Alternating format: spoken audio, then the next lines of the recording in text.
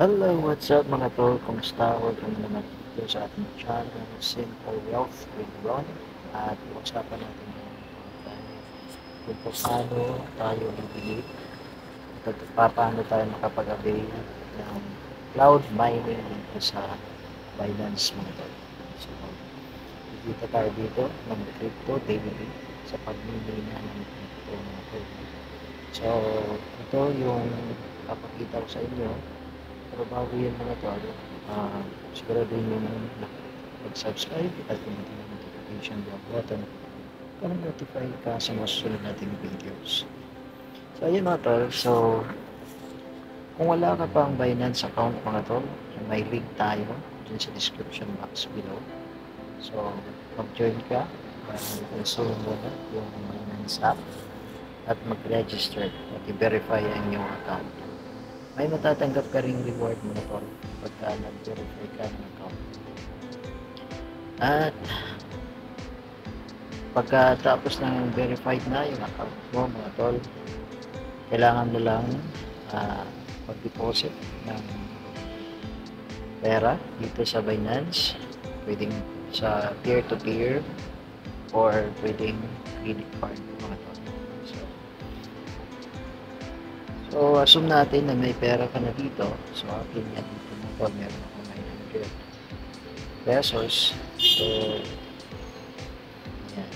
So, palagi mo siyang i-check mga tol kasi nga, hindi siya always available yung cloud mining option for Binance. So, minsan, nasusold out din siya dahil sa daming nag-avail. So, isa itong Binance mo to sa mga pinakasikat na crypto trading account website app mga tol. So ayan, so kung nasa homepage ka mga tol, kapag ito halimbawa yung makikita mo sa homepage, nandito sa baba yung page, ayan. So pupunta ka lang dito sa wallet mo, kita mo lang naman yung wallet mo dito sa baba rin sa lower right corner. Ayan.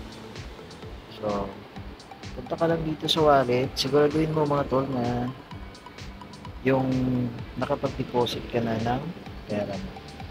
Kikita mo rin dyan. So, punta ka sa wallet. Then, dito sa taas, nandito yung mga options. Maraming options dyan mga tol. Yung button. Interface niya, overview, yan yun, spot, wallet, yan. So, dapat, pagka nag-deposit ka dito, tignan mo mga tol na yung pera mo ay nasa funding wallet mo. Kung nasa spot man siya, pwede mo naman siyang i-transfer. Pindutin mo lang itong transfer. So, halimbawa, nandito sa spot yung pera mo, transfer mo lang siya. Gagawin mo, i-transfer mo siya from your spot wallet to your funding wallet. Piliin mo lang din yung crypto na nandito sa baba. Piliin ka lang dyan o isi-search mo.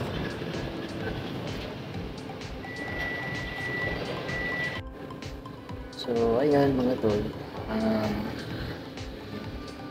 Yun na. So, pagkatapos mo ma-transfer sa funding wallet mo, makikita mo na yung pera mo dito. Ayan. So, pag nandito na yung pera mo, so, nandito lang din sa taas yung options.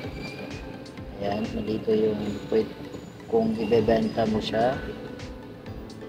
Ayan, ibabayad mo siya or gagawin mo siya gift card at nandito yung pool.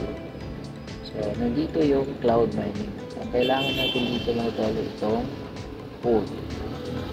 Pipindutin natin yun siya. Ayan. Magbubukas yan. And then, pupunta ka sa page na to. Then, pupunta ka dito sa cloud mining. Ayan. Pindutin mo cloud mining. Yun. So, nandito, available mo yun ang cloud mining method. So, naka-pre-sale siya. So, ayan, yung steps. 1 click order, BTC mining, gain, BTC every day. Bitcoin, maybe. So, magkano siya yung pinaka-minimum mga tol? So, ito yun siya. 8.3 USD. So, ayun. So, tignan muna natin kung makakabili ba tayo dito. USDT yung gamit natin. So, siguro naman pwede. Pareho lang naman yung value nila. So, kung gusto mo na siyang mag-avail, ang duration pala nito mga tol ay for 90 days. Ayan. So, magkakuha ka ng 0.0000218 BTC daily for 90 days. Ayan. So, kapag sure ka na, nagbibili ka, pipindutin mo lang itong buy now. Ayan. Then, may option ka dito. Pwede kang kukuha ng depende. So, 1 PH. So, yung 1 PH, yun lang yung 8. So, dahil first time natin ito mga tol, gusto natin susubukan lang. So, 1 PH lang muna. Pwede namang 5 at 10 kung marami kang pera. Ayan, 1 PH lang kung susubukan lang natin. Then, click lang natin itong agree. Ayan. I have read and agree. Then,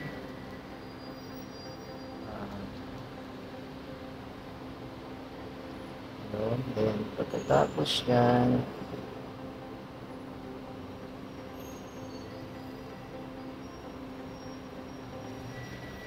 yan, kung gusto mo namang basahin mo yung disclaimer nila mga tol, or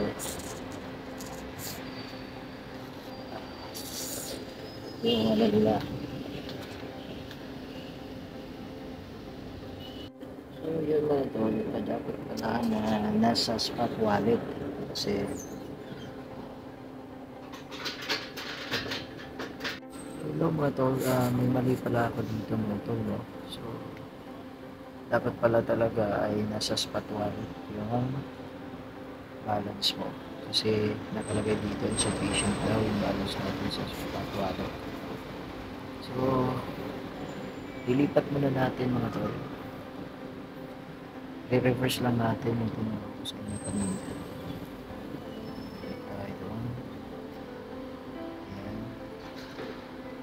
So dahil nasa funding wallet yung pera natin, transfer lang natin sa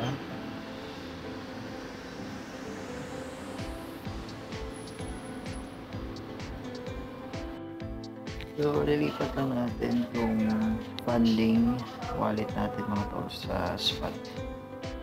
So maglilipat lang tayo ng 9 USDT. Yan lang yung gagamitin natin. So pipindutin lang natin itong transfer. Yan, transfer from funding to spot wallet. Yan, pindutin mo din itong parallel line na yan kung gusto mo yung reverse spot to funding. So dahil funding to spot yung gagawin natin, at dito hanapin mo lang yung USDT. Ayan, USDT nandito. Ayan, pindutin mo siya, then lagay mo lang 9. Ayun, so 9, confirm transfer. Tignan natin ngayon dito sa ating spot wallet.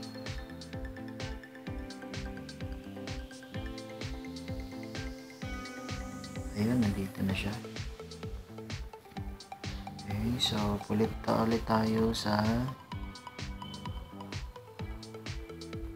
funding na tol at pool. Ayan, then cloud mining.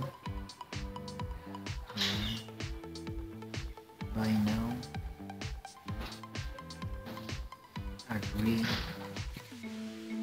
Then confirm. Check order. Ayun. So, naka-avail na tayo mga tol. No? Preparing na siya. So,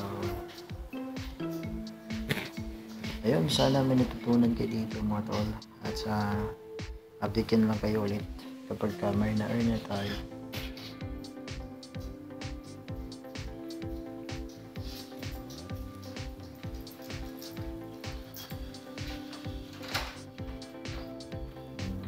So, hanggang sa muli mga tol, this has been Simple Wealth with Ron. Bye bye and God bless.